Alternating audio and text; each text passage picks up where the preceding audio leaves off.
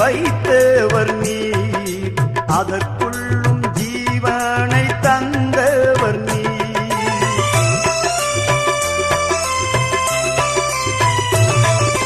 கல்லுக்குள் தேரையை வைத்தவர் நீர், அதற்குள்ளும் ஜீவனை தந்தவர் நீர்.